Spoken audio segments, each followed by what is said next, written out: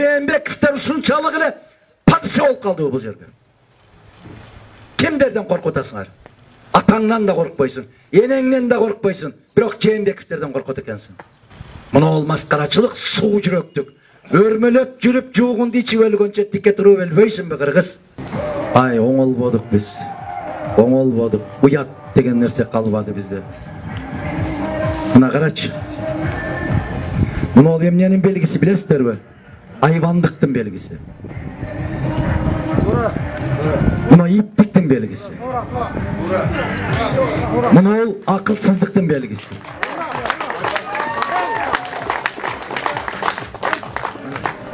Мен сенин уятыңа, мен сенин шоруңа туулганмын дейт. Туурар деп атат.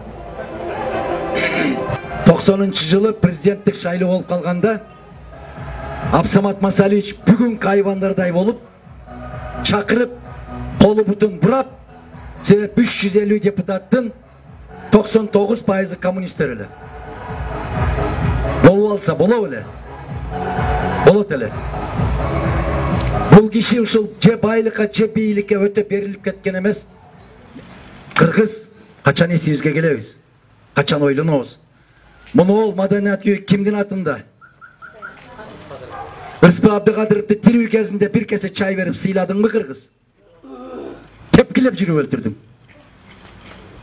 Мына ушу киши 50 жылдыгын өткөрүп атканда Бишкекте бүтүндөй оркестрлер ушу кишини ырнырдайт эле.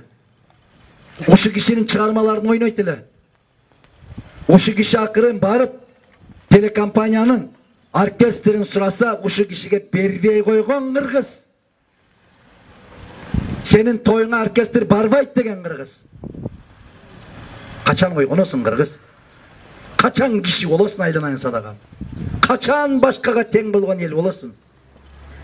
Качанга чейин мыктыларыңды тээп жүрүп өлтүрөсүң? Качанга чейин уча турган шуңкарларыңдын канатын кайрасың кыргыз? Жээнбековдер ушунчалык эле падыша болуп калды бул жерде. Кимдерден коркуп атасыңар? Атаңнан да коркпойсуң, энеңнен да коркпойсуң, бирок Жээнбековдерден коркут экенсиң. Мына ол маскарачылык, суу жүрөктүк. Өрмөлөп жүрүп жуугунду ичип өлгөнчө тике туруп өлбөйсүңбү кыргыз? Намысың кайда сен? Неге чыга албайсың? Чөнтөгүңө 1000 сом салып алгансың. Кече бир азамат айтыптыр, эгерде мен силерди карабасам өлүп калмак элеңер деп. Уялбайлы айланайыңдар. Бир намыска келбейлиби? Мына ошол светтерин өчүрүп, анан биз жетелеп, шамчырак жагып алып, ал кезде телефон да жок эле. Ушундай болуп алып чыгып, сиздин үйүңүзгө бардык билебиз. Ошо кишинин үйүнө барып, бир кеседен шорпо ичип алып кеткенбиз айланайын кыргызым. А киши кеткенден кийин кылымда бир келчү инсан эле деп какшаган кыргыз айланайын, шору бар кыргыз. А кылымда бир келчү инсан болсо, ошол күнү келип сыйлап албай билең кыргыз? Колуңа көтөрүп албай билең?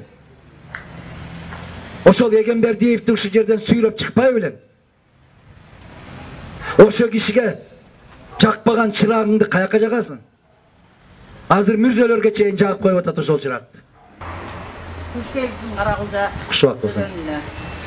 Биз келип ушул жерде Кыргызстанды көтөрөм, Кыргызстандын бардактуу жигити болом дегендерди баарыбыз эле колдойбуз. Өзүңдүн планың айт, кандай программаң бар ушуну айт. Мына иттер дедің, ошолордун арасында биз дагы барбыз. Каракылжанын өзүнө келип алып, Каракылжаларды иттер десең, сени ким жакшы көрөт? Эже. Гәүмкүтеле, тур кам. Sen ушуну менен 7-чи жолго келип атасың. Биз 6 жолу сени шайладык. Ошондо 5 жылдан болгондо 30 жыл депутат болдуң. Адакан, sen bir жолу биздин астыбызга келдиңби? Кечеки ковид оорусу башталганда. Мына Казакстан сенин кайын журтуң болот экен.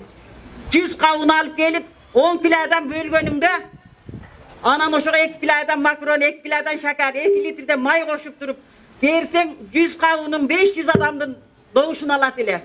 Бизде дагы жүрөк бар укам. Sen şaylap yürüyoruz. Karalcalıklarga gelin. Ya. Yine kılmadın. Bir yol. Emi dayardalağı başka oluğu içkeni aş bolsun bu eceme dağı. Alganı da aş bolsun. Biz hiç yaman görmeyiz sandaylarda. Anan sen Aleleksiz mi? alelek biz buna. Sen ben uşa atayın geldim. Bu ecem dağı tiriçilik dep jüröt. Bala çaka bağam dep jüröt. Yemi Birçiligin budayga şükür yetiştiğim menike. yemi mınday kılalar. Bana 8.000 pensiya çekte koygan, oşol jeder özüme. Birinciden Men batır enemin, men süйлöş hakkım var. Bayta meri, hırsbaydı jamanat verdim. Hem itler de atasım şu itler, bütün Kırgızstan'dık. 30 yıldan beri de Öğretmen var. Prezident Ot- bana kucatan.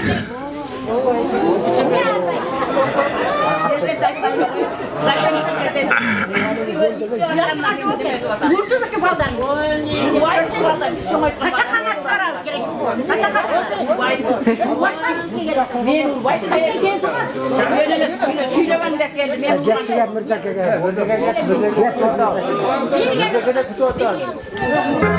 30 yıldan beri de men seni şaylap gelem deyt. Allah'a min jolu şükür. Allah'a min jolu şükür. Men uşul Karagulcadan kandidaturamды bir de jolu koygan emesmin. Ben Karagulcadan şaylangan emesmin deputat bolup. Bирок Karagulcaga kanda uçur bolbosun uşul жерге kelip жүрgөнүмдү bular bilbese el bilet. El bilbese jaratkan Allah'tın özü bilet. Ana uşul.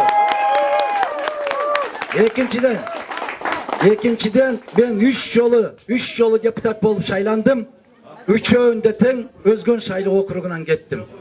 Bu ecem maga hiç doğuş bir algan emes, berүүгө mümkün de emesiz. Rıspay akege orkestrdi berбей койгон Карагулжа эмес, biz Kırgız mamleketini aytып атабыз. Kırgız бийлигин aytып атабыз. Светте өчүргөн сиз эмес, акимди aytып атабыз. Шайланганда бюллетендерди өзгөрткөн сиз эмес, борбордук шайлоо комиссиясын aytып атабыз. Бирок söz yeğesin tavat. Söz yeğesin tavat. Anan it ekensin emez, başkasında aytıp gelgemiz ayta veriyoruz. Eceke, muna jerde kaynakalarınız otursa gerek, kaynakalarınız, je kayneceleriniz. Hem toktomçu. Toktomçu. Sen birinci Kırspay'dan başlap atasın, itekeni bizim... Toktomçu. Жалгыз şu Karagulca rayonundan çıkan bir Kırspay... Mına karаңыз, mına uşul ejemdi KTR'ga işletiş gerek eкен da. Bayağı Şıkayip degen var ele, Koçkorup degenler var ele. Men Kırspayga asılbay Kırspaydı götürüp otam. Men Masaliyit'ti götürüp otam. Biz hiç kaçan jeke kişinin kert başına şek dizdirgen emesmiz. Men Askar Akayevich'ti 14 yıl sındap yürüdüm. Bирок ayttım. Mıktı akademik, mıktı okmuştu, mümkün mıktı kuyov, mıktı ata. Bирок mamleket jetekçisi katarında jarabayt dep aytıp жүрдüm. Özü intervyusunda aytıptır. Kim Adakan Madumarov был прав деп жазыптыр. Kurmanbek Salih'e ne degen sın pikirlerde ayttım. Jaman göründük kettik çıktık 2009 yılı. Mana hazır bardık jerde karasanız dostoru barıp kaçağı, başkası barıp kaçağı en tuğra sözlerde ayttan oşo kişi olgun dep aytıp yürüdü. Biz Masaliyev Madumarov eköөнү bir kişi katarında görsöңүздөр болот. Hazır İshak Kapsamatович aytıp ketти, жогору жакта жолу ушул болду деп. Ушул жолу ушул көп нерсеге баягы ойго түртүп атат да. Бул не деген алсыздык? Бул не деген акылсыздык? Бул не деген кыргыз касиетинен кайткандык? Алыстан киши келгенде кош келиңиздер деп тосуп алат эле. Азыр ушундай пайда болуп калыптыр, 4-5 аялды табат экен. Çöntökö salat eken, anан алдын көздөй айдап коет экен. Өзү сыртта машинанын ичинде карап, терезесин түшүрүп алып карап турат экен. Алар канчалык деңгээлде биздин акчаны актайт деп. Биздин касиет ушундай болуп калыптыр. Аны менен биздин кадрыбызга шек келтире албайт. Аны азыр мына телефон кармап отурган азаматтардын баары блогер, түз эфирде бүт Кыргызстан эмес дүйнө көрүп атат. Ne degen atak, ne degen nasaka kılabız? Korrupsiyаны men жоқ кылам, men тазамын деп келген жакында теледен сүйлөдү дейт. 3 жылдан бери күрөшүп жатам. 24-жылга коррупция менен күрөшүүнүн иштеп чыктым дейт. Коррупция менен канча жыл күрөшүш керек? Жээнбековдун мөөнөтү бүткөнчө күрөшүп бүтө алабы дейт. Истанов деген мырза жазыптыр. Коррупция менен күрөшүүнүн кереги жок. Sen öz напсың менен күрөшсөң, мамлекеттин жетекчиси катары, коррупция ошол замат өлөт. Sen токтоткун, баары токтойт. Кандай дейсиңер? Өткөндө айтпадыбы? Баткенге дейт, аткезчилик жол менен дейт, контрабанда менен кимдер май ташып атканын биз билебиз дейт. Siz bilseniz ошону токтот деп койбойсузбу? Кандай дейсиз? Мен айтышым керек бана. Мындай бир логика болуш керек да. Эгер билген нерсе болсо токтотуш керек. Токтото албайсыңбы, демек ошого шериксиң. Шерик эмессиңби, анда кама. Кандай дейсиз? Үч эле сөз. Аны күрөшүүнүн кереги жок. Ага найза, кылыч, курал, калкан көтөрүп алып ат менен чабыштын кереги жок да. Кабинетте отуруп токтот деп кой, токтойт. Токтобосо кама.